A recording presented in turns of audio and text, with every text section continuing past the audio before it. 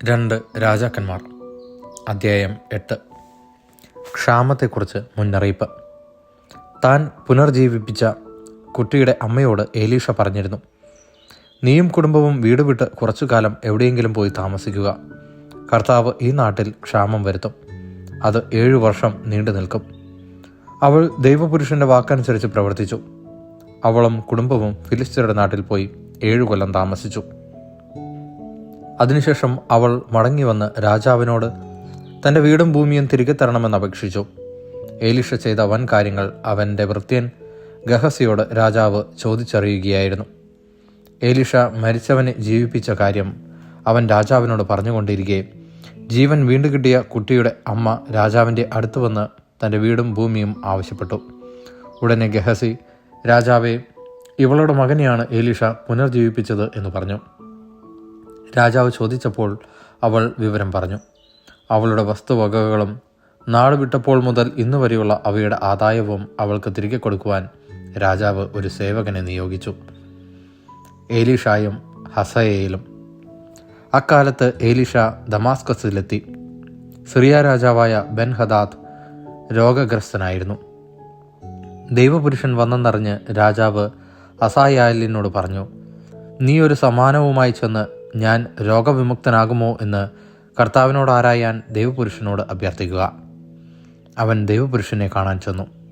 ദമാസ്കസിൽ നിന്ന് 40 ഒട്ടകച്ചുമട് സാധനങ്ങൾ സമ്മാനമായി എടുത്തിരുന്നു. അവൻ വന്ന് ഏലീഷായോട് പറഞ്ഞു, നിന്റെ മകൻ സിറിയ രാജാവായ ബെൻ ഹദാദ് താൻ രോഗവിമുക്തനാകുമോ എന്നറിയാൻ എന്നെ നിന്റെ അടുത്ത് അയച്ചിരിക്കുന്നു. ഏലീഷ പറഞ്ഞു, തീർച്ചയായും രോഗവിമുക്തനാകുമെന്ന് പോയി അറിയിക്കുക. എന്നാൽ അവൻ നിശ്ചയമായും മരിക്കുമെന്ന് കർത്താവ് എനിക്ക് വെളിപ്പെടുത്തിയിരിക്കുന്നു. അവൻ അസ്വസ്ഥനാകുവോളം ഏലീഷ കണ്ണുമയ്ക്കാതെ അവനെ നോക്കി നിന്നു. പിന്നെ കരഞ്ഞു. ഹസായേൽ ചോദിച്ചു, പ്രഭോ, എന്തിനാണ് അങ്ങ് കരയുന്നത്? അവൻ പറഞ്ഞു, നീ ഇസ്രായേൽ ജനത്തോട് ചെയ്യാനിരിക്കുന്ന ക്രൂരത ഓർത്തിട്ട് തന്നെ.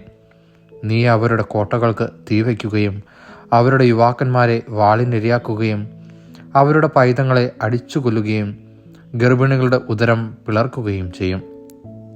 ഹസായേൽ ചോദിച്ചു, നിസാരനായ ഈ ദാസന് ഇത്രയെല്ലാം ചെയ്യാൻ കഴിയുമോ?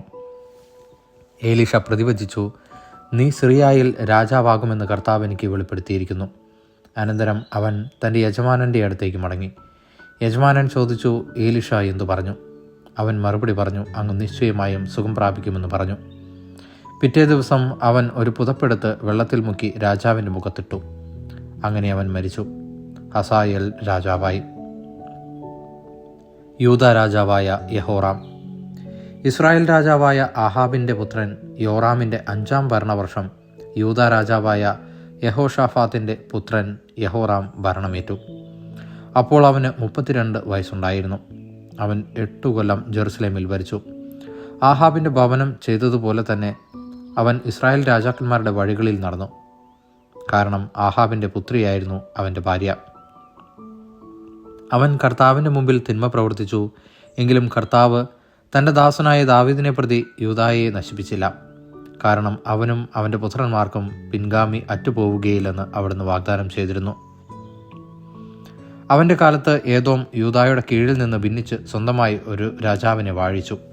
അപ്പോൾ യഹോറാം രഥങ്ങളോടുകൂടി സയീറിലേക്ക് കടന്നു. രാത്രിയിൽ അവനും രഥസൈന്യാധിപന്മാരും തങ്ങളെ വളഞ്ഞ ഏദോമ്യരെ ആക്രമിച്ചു. യൂദാ സൈന്യം തോറ്റു പിൻവാങ്ങി. അങ്ങനെ ഏദോം യൂദായുടെ ഭരണത്തിൽ നിന്ന് ഇന്നോളം വിട്ടുനിൽക്കുന്നു. ലിബ്നായും കലഹിച്ചു. യഹോറാമിൻ്റെ മറ്റു പ്രവർത്തനങ്ങൾ യൂദാ രാജാക്കന്മാരുടെ ദിനവൃത്താന്തത്തിൽ രേഖപ്പെടുത്തിയിട്ടുണ്ടല്ലോ. യഹോറാം മരിച്ചു. പിതാക്കന്മാരോടൊപ്പം ദാവീദിൻ്റെ നഗരത്തിൽ സംസ്കരിക്കപ്പെട്ടു. പുത്രൻ അഹസിയ ഭരണമേറ്റു. യൂദാ രാജാവ് അഹസിയ. ഇസ്രായേൽ രാജാവായ ആഹാബിൻ്റെ പുത്രൻ യോറാമിൻ്റെ 12-ാം വർഷം യൂദാ രാജാവായ യഹോറാമിൻ്റെ പുത്രൻ അഹസിയ വാഴ്ചയെ ആരംഭിച്ചു. അപ്പോൾ അഹസിയായ്ക്ക് 22 വയസ്സായിരുന്നു. അവൻ ജെറുസലേമിൽ 1 വർഷം ഭരിച്ചു. അതാലിയ ആയിരുന്നു അവൻ്റെ അമ്മ. അവൾ ഇസ്രായേൽ രാജാവായ ഓമ്രിയുടെ പൗത്രിയായിരുന്നു. അഹസിയ ആഹാബിൻ്റെ വഴികളിൽ നടന്നു. ആഹാബിൻ്റെ ഭവനം ചെയ്തിരുന്നത് പോലെ കർത്താവിൻ്റെ മുമ്പിൽ നിന്ന് അവനും തിന്മ ചെയ്തു. കാരണം ആഹാബിൻ്റെ ഭവനത്തോട് അവൻ വിവാഹം വഴി ബന്ധപ്പെട്ടിരുന്നു. അവൻ സിറിയ രാജാവായ ഹസായേലിനെതിരെ യുദ്ധം ചെയ്യാൻ ആഹാബിൻ്റെ പുത്രൻ യോറാമിനോടുകൂടെ റാമോത്ത് ഗിലെയാദിൽ പോയി. അവിടെ വെച്ച് സിറിയാക്കാർ യോറാമിനെ മുറിവേൽപ്പിച്ചു.